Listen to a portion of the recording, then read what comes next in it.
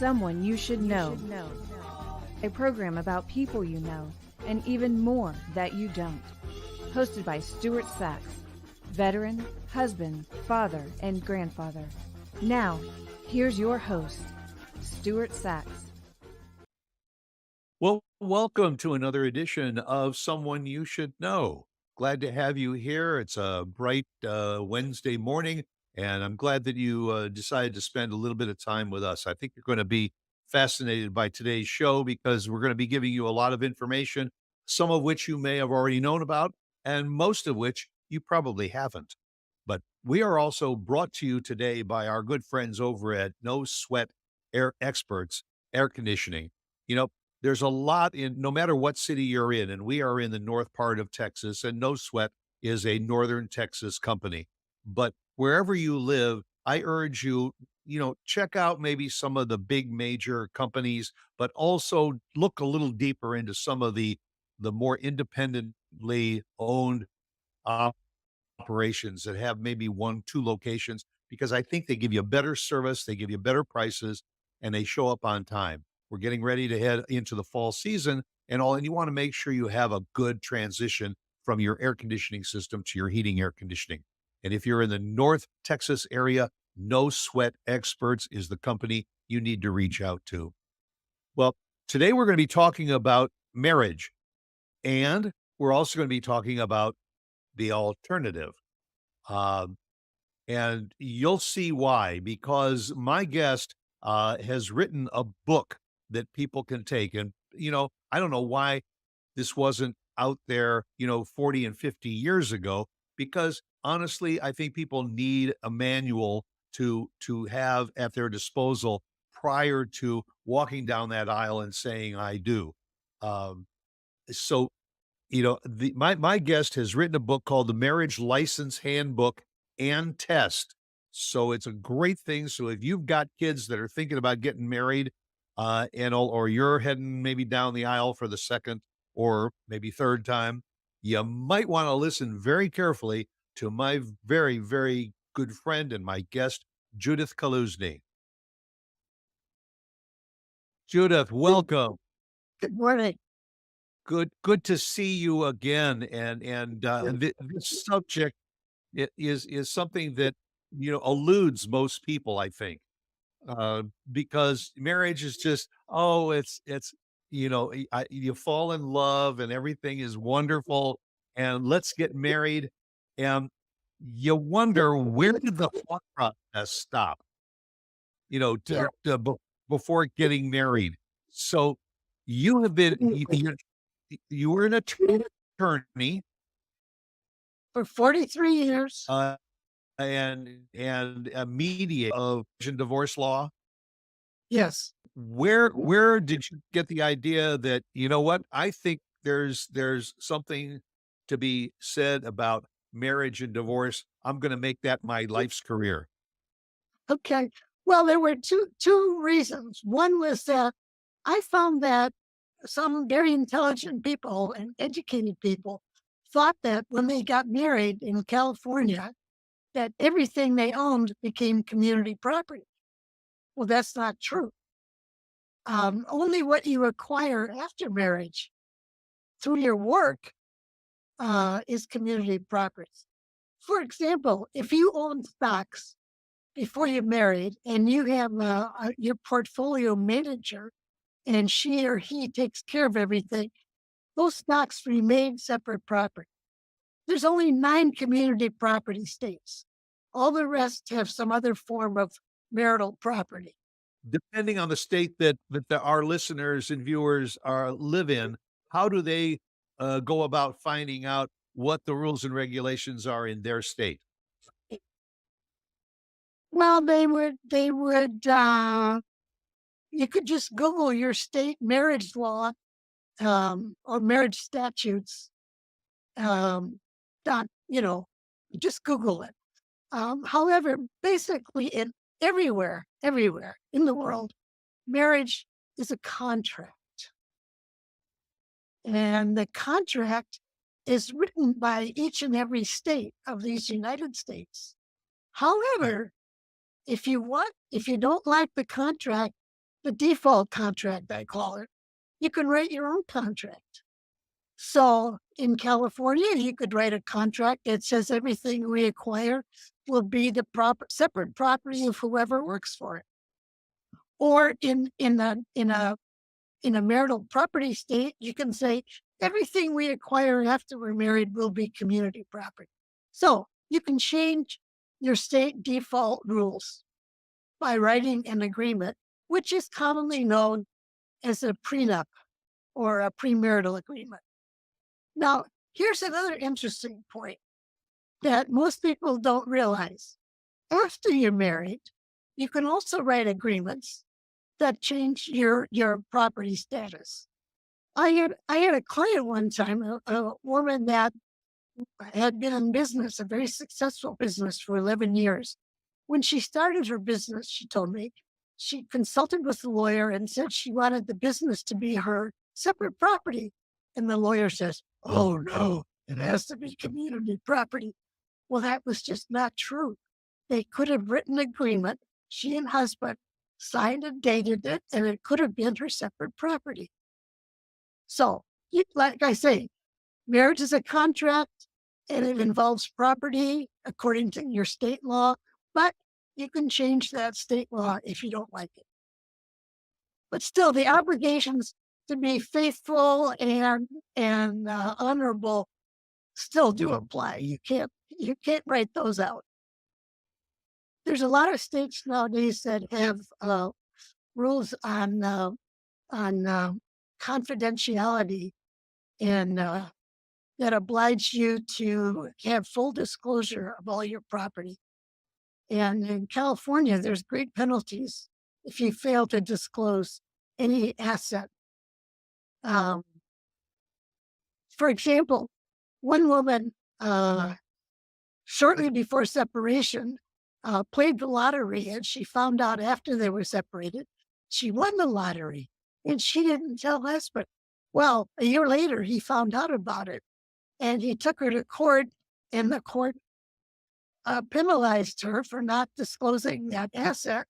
And the court didn't just divide the money, they gave it all to husband as punishment for her failure to disclose. Yeah. Really? Yes. Oh, huh. I mean, I can understand saying half of what you won goes to him, but all of it? And it's as a punishment for failure Yeah. to disclose. It's called a fiduciary obligation. When you get married, you have a fiduciary obligation to your spouse. That's like a bank. You have to deal with your spouse with highest good faith and fair dealing. Judith, why is it that people aren't aware of this and they don't research this before they get married? I don't know. It's odd, the attitudes. Some years ago, the California legislature passed a law that said that a premarital agreement was mandatory. Well, Governor Brown III, Jerry Brown, vetoed that. He said it wasn't romantic. Well, neither is arguing over property when you get divorced romantic, or even during marriage.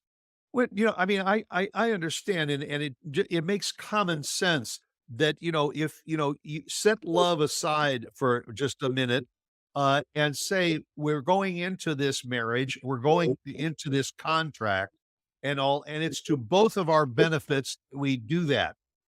Then once we have the contract, then we can put love back on the table and let it take its course. But by not pursuing that, it seems that the bride and groom are doing themselves a great injustice, because if there is a rocky road ahead, then they throw it at each other. Well, you never told me about that business that you had on the side, or you hid that from me, and I'm going to take you to court to get it. Well, there's another aspect too. Marital agreements, pre or post-nup, are not just about property. They do include property rights. You can define or redefine your rights. But what about a spouse who takes time out of the workforce to take care of children or a sick relative?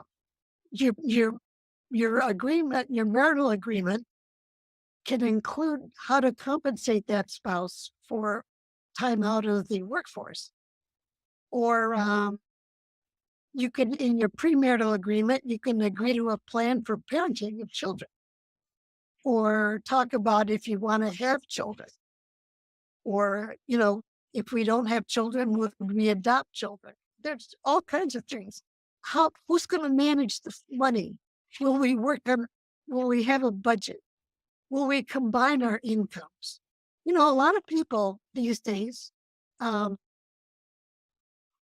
keep their earnings in separate bank accounts and have an agreement that their earnings shall be separate property. But then they have a joint account to which they define their contributions. It may be in proportion to their income. It may be equal. And they use that account for joint funds like vacations, mortgage, and so forth. Is that an avenue that you would support and suggest to people when they are planning to get married, to have separate accounts for your fund money, but have a joint account that you both contribute in for, say, mortgage payments, car payments, insurance payments, and all of that? Well, it depends on if they their personal feelings. Um, I mean, you want to think about before marriage, do you intend to share everything 50-50? Or if one spouse earns significantly more than the other, what happens? Would you have a joint account that's in proportion to the earnings? Or how do you intend to make financial decisions? Will you discuss everything jointly? What are the little things that you can decide separately? What are the big things that you have to have a joint agreement? Um, who's going to pay the bills? Who's going to write the checks? I remember when I was married, my ex, and when it was bill paying time, he'd sit there at the desk and he'd get in such a an emotional state. I finally said, "Oh, stop! I'll do it." It was just his personality that he'd like to complain and moan and groan and swear about paying the bills. So I took it over. In any case, You know, an area that I think is extremely important that I want you to share with the audience is when there are children involved, because when you go into the marriage, you start talking about when you're going to start having children, and maybe you say, well, we're going to have two children, then maybe a third comes along. I think you have, how many children do you have? Seven? 7, yes. So here you are. I'm going to just paint. I won't say I recommend it.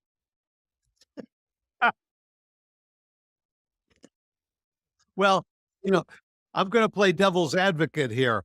Uh, a man and a woman have seven children, and they decide that they just can't get along anymore, and they want a divorce. I mean, the guy says, "Okay, fine. You take the seven kids, and I'll just send you a check every month." I mean, is that a fair settlement, and is that fair to the children? It depends on what kind of a father a man is. If Yeah. he's been an active parent the whole time, he won't even want that. But in my particular case, I remember my 8-year-old daughter said, "Gee, Ma, I see more of Dad now that you guys have split up than I did when he lived here." So the old-fashioned parent father was not that involved. That's not true anymore. I think men are now more active parents. That's what I think. And I think that Well, in that case, it's easy to work out a parenting plan. how have you seen the dynamic of marriage change from, when you started practicing over 40 years ago? Uh, And to today, I mean, what are the main red flags that people should be watching for in what when going into a marriage? Well, I think realistically, marriage will probably not be a lifetime commitment. In the olden days, when we thought of marriage as for life, life wasn't that long. I mean, True. people died of tuberculosis and all sorts of smallpox. Malaria was common in those days. Industrial accidents, farm accidents, and of course, a lot of women died in childbirth. Right. So the marriage lasted 15 years. And nowadays, you come to being married, let's say 25 years, and you're 50 years old, and the kids are off to college, and you're sitting across the breakfast table, and you're going to live another 25 years at least. And you look across the table and you think, 25 more years. And, people do grow and develop and change. And I think that it's not uncommon to grow separately. I think it's unusual if people grow together. So anyway, one should plan for a Yeah. second stage, I think. So so having said that, where did the idea of writing a handbook for marriage uh come to you? And what were the steps that you took to develop it? Oh well, the I was reading Michael Pollan's book, The Omnivore's Dilemma, and in that he tells about 4 meals, starting with fast food. The fourth meal was all natural, and for that he wanted to hunt down a wild pig for the entree. He harvested vegetables from Golden Gate Park. He harvested yeast from the air. But to get the hunting license, he had to take a 14-hour test. Class. And then he had to take a 100-question quiz. And I thought, oh, marriage license. Well, let's see. Driver's license, you have to take an eye test, a road test, a written test. Marriage license, where were your mother and father born? And give me $56. So that's and everything was already in my mind. It was easy to write. See, it's just the size of the driver's license handbook. So so when you go to get your driver's license, you might as well pick up one of your marriage handbooks also. Oh, if they only had them there. I dropped one off at the county clerk's office, hoping that the county clerk issues licenses with a suggestion that pass it on to the head guy, and maybe they could furnish books to people who come in for a license. Honestly think that it's a great idea for anybody even contemplating marriage, whether you're a teenager Yeah. or whether you're a young adult. Uh, because there's obviously going to be items in your book that young people in love getting ready to get married never thought about and Right, and and need to take into consideration. right, right. And even if they think they'll never get married, it's interesting information. I had a friend of mine I gave a book to. She and her husband were married. I'm married 38 years. And she told me they had great fun reading the book and they had even more fun taking the test at the end. And So, how did they score? oh, I forgot to ask that. That's, that's 40, it's 40 multiple choice questions and 10 true false. So it was fun to write. And most of it I already had in mind.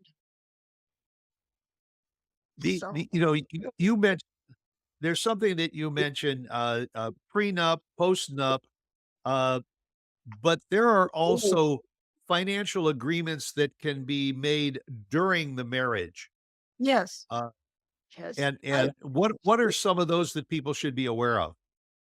Well, as I say, if one person wants to start a business, if the other spouse is agreeable, you can write an agreement that the business is separate property. Um, or if the community invests at the beginning, you say it's separate property, except we'll repay the investment. Or I had one couple that came in that uh, husband loved the wife dearly, but he didn't. He was very uncomfortable with her spending habits. She was kind of an irrational spender, and he was getting nervous about their credit rating. So we worked out an agreement to separate their finances. So that and I told them, take this agreement and record it with the county recorder, because then it becomes official notice to any creditor that her debts are her separate debts and that the community is not responsible for them.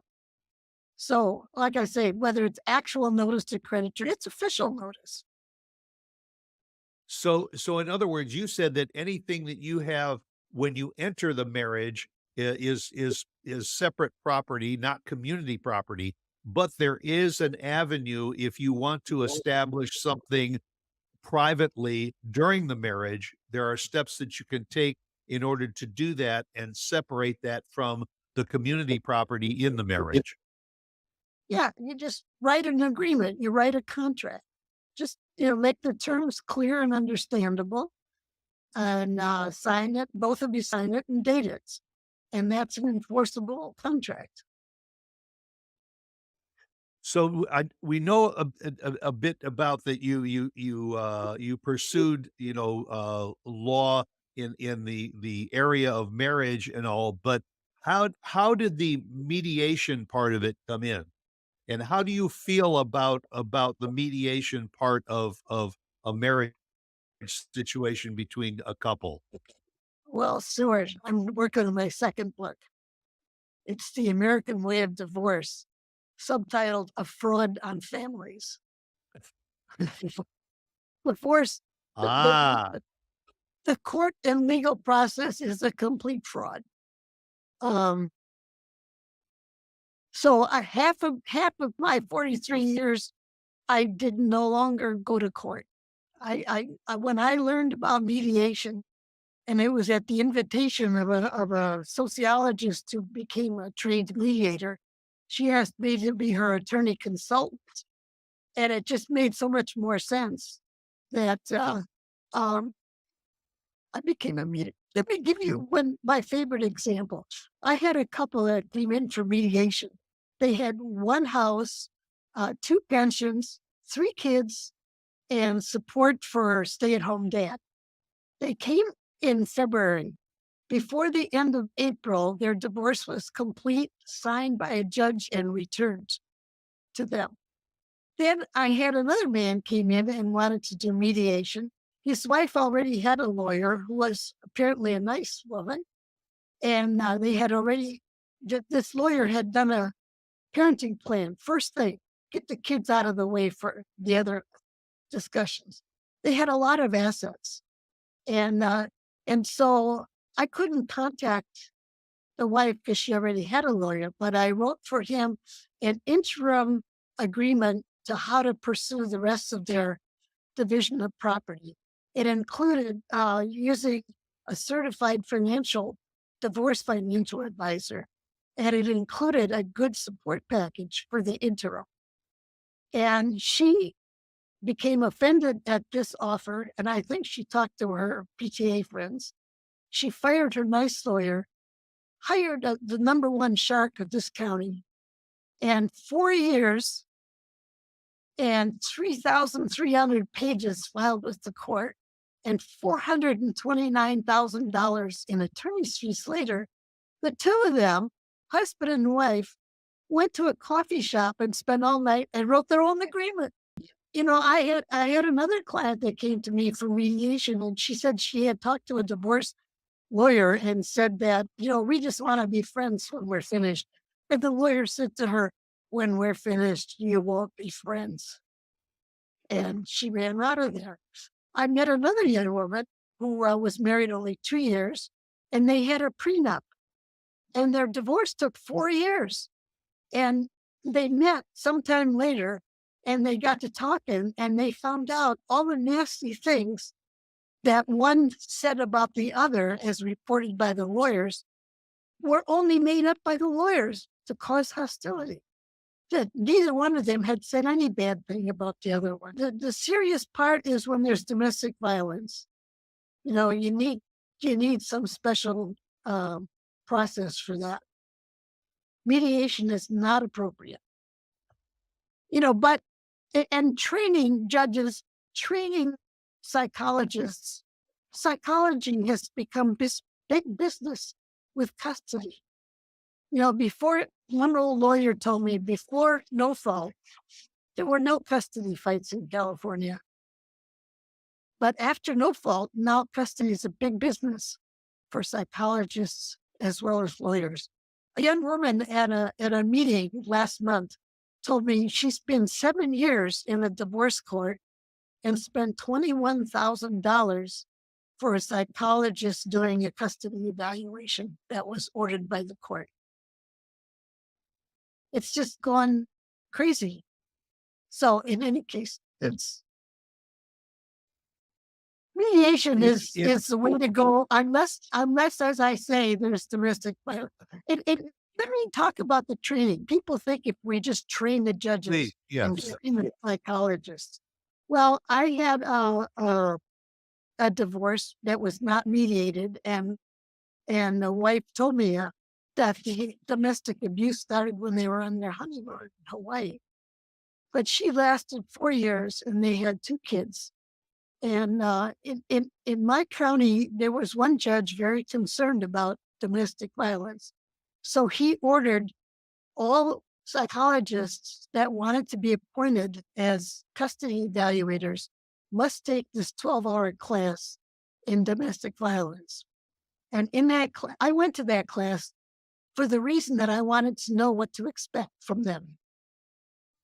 And the same class was offered to lawyers who wanted to be appointed to represent children. I went to that class too, just to find out what to expect from these lawyers. Anyway, so my client was ordered for a custody evaluation with a psychologist. She and her husband were both tall, slim, good-looking people. He was a lawyer. She was a teacher. And before she went in to the psychologist, who was a big name in this area, in my county, I called the office to make sure that she would not be in the same room with the husband. And the receptionist says, "We know how to run our business." And this was after the domestic violence training, where the basic rule is they're not in the same room. She came back and told me the man had her sitting next to the husband. And she said, "I felt I couldn't speak frankly because he would get even with me later." So much for the training.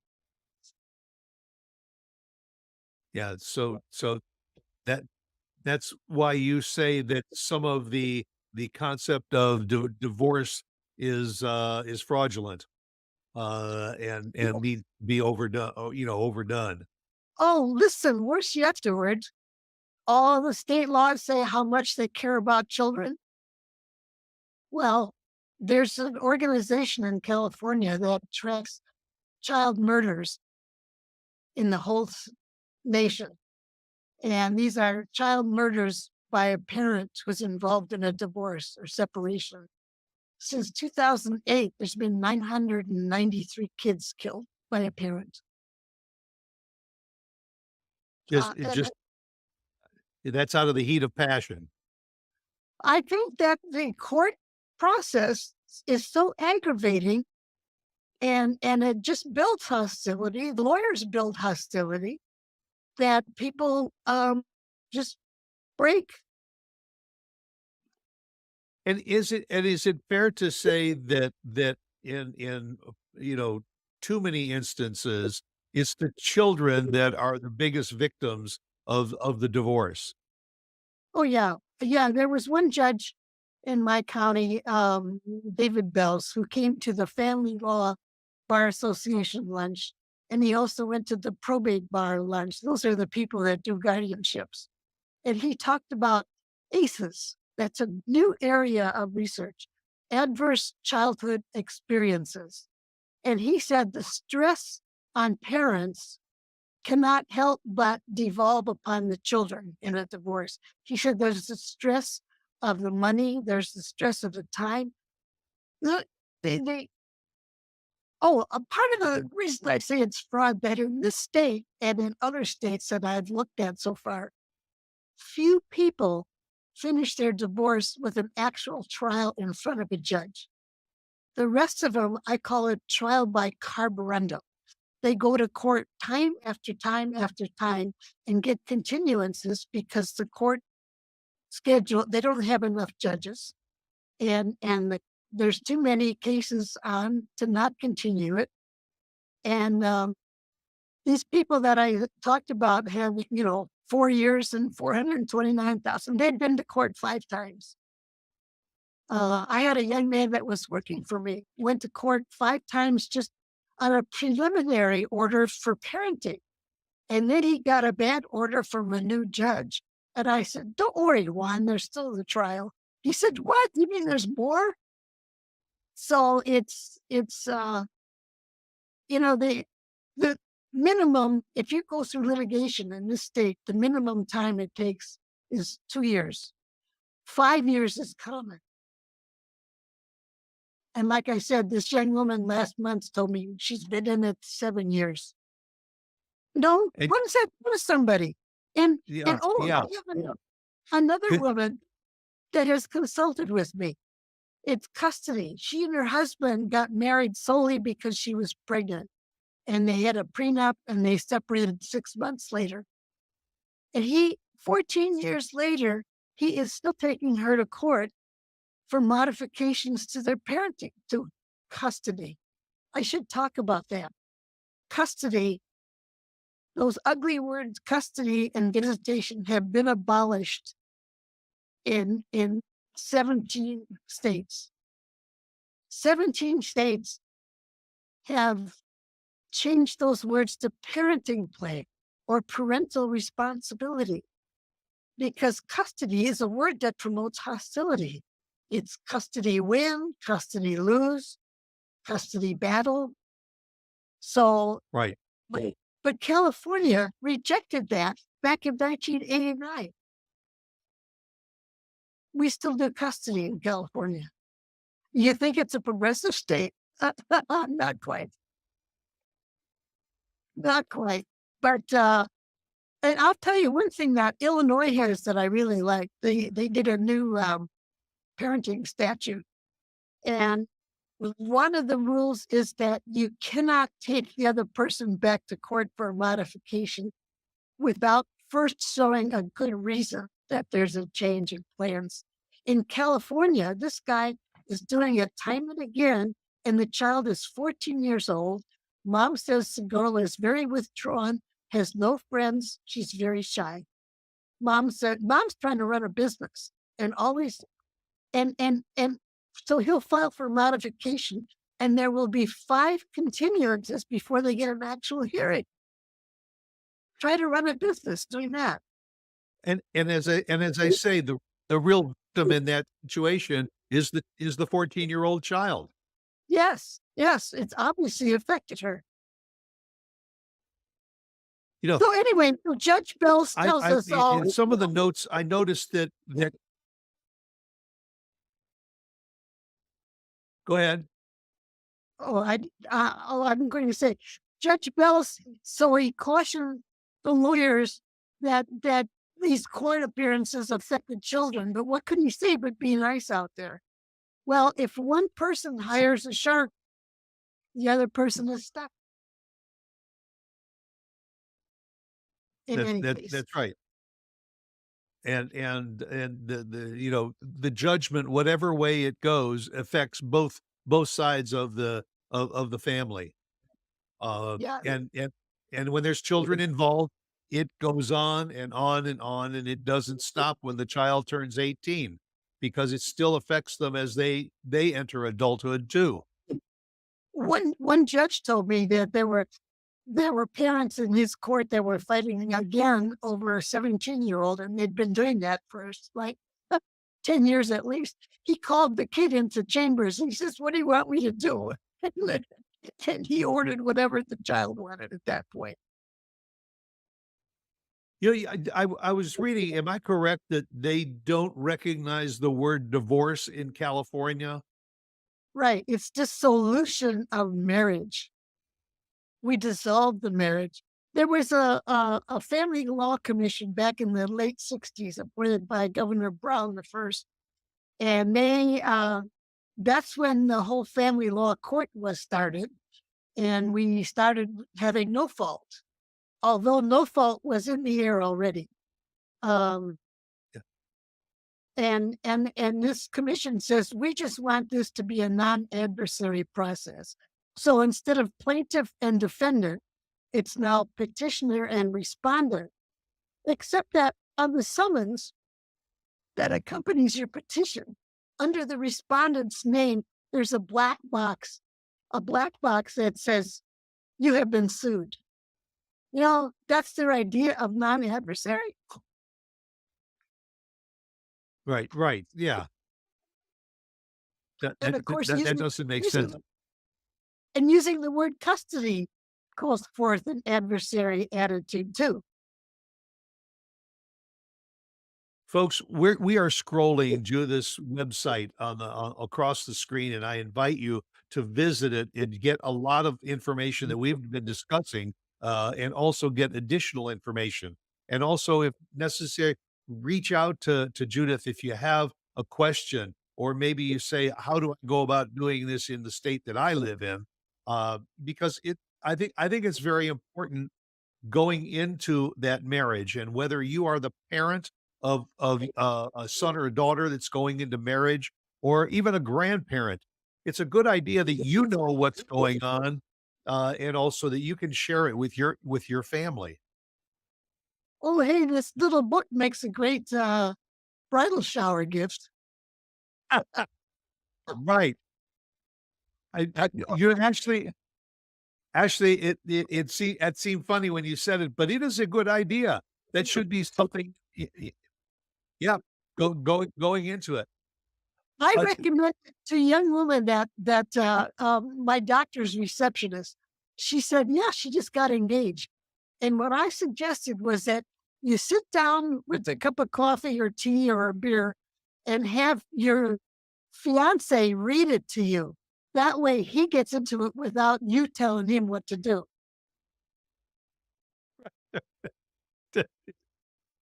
and then you both take the test at the end of the book. Right, right. It's all I had. Yeah. What another thing another thing that's always been a little confusing to me, and I want you to air it out, and that is, what is an annulment, and how soon after a marriage, if there is a need for it, can an annulment be done? Well, an annulment says that there was no that the marriage was not valid because of some kind of fraud, that there was a misrepresentation on the part of one spouse. And if you had known about the truth, you never would have gotten married. So there's no time limit on that. It just depends on when you find out and if you should have known in the first place. So there was a misrepresentation and you relied on that misrepresentation, and that was a reasonable thing to do. And then the damage, you got married, and there's some horrible result. So there is no time limit that somebody can file for an annulment rather than a dissolution of marriage. Right, right.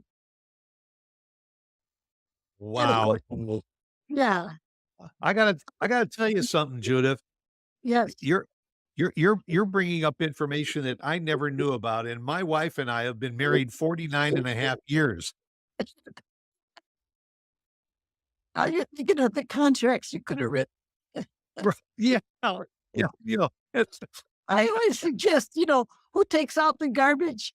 Who cleans the toilet? right. Yeah. And if I don't take out the garbage, are you going to file for an annulment? Well, no, that doesn't qualify. Then there's another process too. There's called a nullity, nullity. It means there was no valid marriage to start with, and that is if it was uh, a close relative, for example, or if a person was impotent from the beginning and didn't know it. I mean, didn't disclose that. There was no marriage because there was no valid consent. Anyway, that's pretty rare. You got to be pretty careful, don't you? And Again, some people say you should do a credit check. yeah, Seems a little- that's probably not a bad idea either, because just like people that date over social media, they have a tendency to inflate their character, so you know you might be right. You might have to take the test before you even approach getting that marriage license. Right. And then there's other considerations too. I had one woman for a divorce that she inherited $30,000 from Auntie Maud, and she put it in an account in her name. Okay, so that's keeping it separate property. It was an inheritance, and she put it in a separate account. However, she worked as a teacher and she put her earnings in that same account. And when it came to a divorce, the judge ruled that she had, by putting her community property earnings into that separate property account, she had converted the account to community property. Now, I thought the judge was wrong, but Property. then I think the judge was friendlier with the other lawyer. But anyway, that was not worth appealing for $30,000. So Well, you I have to certainly take hope through our yeah, I hope through our conversation that we've managed to answer more questions than we've raised, but I think that there were questions that were raised. That's why I encourage people to reach out, visit the website, and reach out to Judith if you have questions. And I thank you very, very much for taking the time to share this conversation with me. My pleasure. I like talking about it. And I'd also, Stuart, like to know any horror stories about somebody's disastrous divorce that was the fault of the court or the lawyers. Right. Well, well, That's my book. the book is The Marriage License Handbook and Test. Check it Yes. out.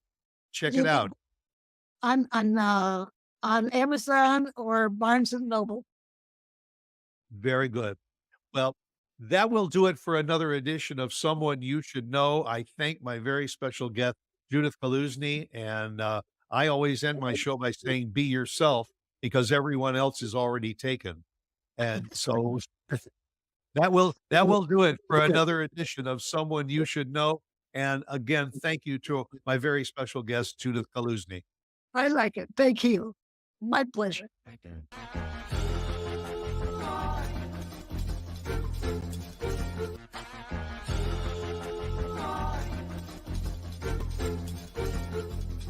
Someone you should know.